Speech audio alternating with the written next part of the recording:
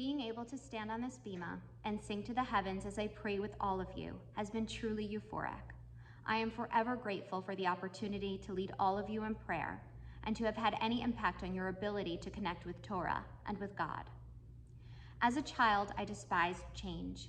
I didn't want to grow up. I wanted things to just stay as they were all the time.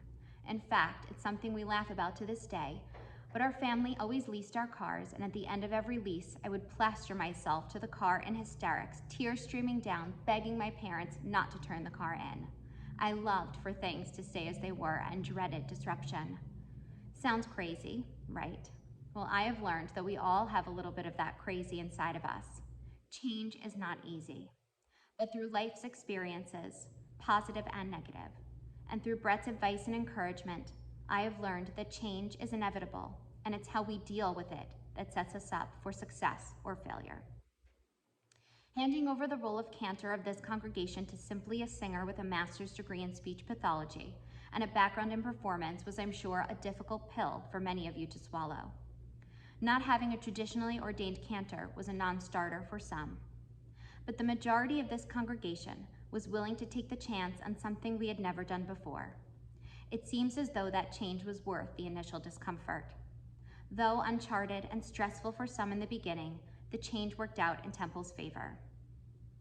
When many of our parents and grandparents heard the sounds of the Beatles, they covered their ears and refused to listen to what would become the greatest musical group in our history. The same, I'm sure, was true when our parents or grandparents heard Debbie Friedman's Vishamru sung in synagogue for the first time. The change in the music was not easy for many. They missed the music of days of yore, but Debbie's music allowed a new generation of temple goers to connect with the prayers in synagogue in a way maybe they hadn't for many years. For some of our congregants, hearing Shalom Rav set to Jiminy Cricket's When You Wish Upon a Star is a joke. For others, it's a new way of connecting music that's already familiar, music that already touches us, to holy words in the Siddur. For some, this new connection helps our souls be in the praying in a way they maybe hadn't before. I'm in no way comparing myself to Debbie Friedman, but themed Shabbats were a change that was embraced, and a change I believe has led others to connect in ways they were maybe lacking. Our changes allowed us to include another group of members. Whether you love coming to temple to hear the old school Janowski settings, Debbie Friedman's folky renditions, or now Adon Olam, sung to Neil Diamond's Sweet Caroline. If you are able to sing and pray with kavanah, with feeling, with intention, I have done my job. And I thank you for allowing me to think outside the box, not just in themed Shabbats, but in all aspects of temple to help more people feel connected. Now, this congregation is no stranger to change, leading the way with the first female cantor, embracing interfaith families, being one of the first synagogues in the area to Zoom our Shabbat services at the start of the pandemic, marching with our LGBTQ brothers and sisters. We are the change.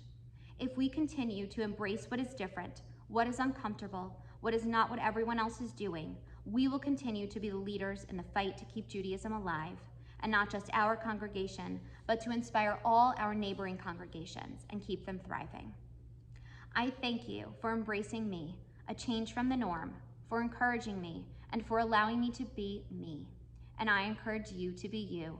Get even more involved than you are. Be the leaders of the change you wish to see in this synagogue. Light the way for generations to come.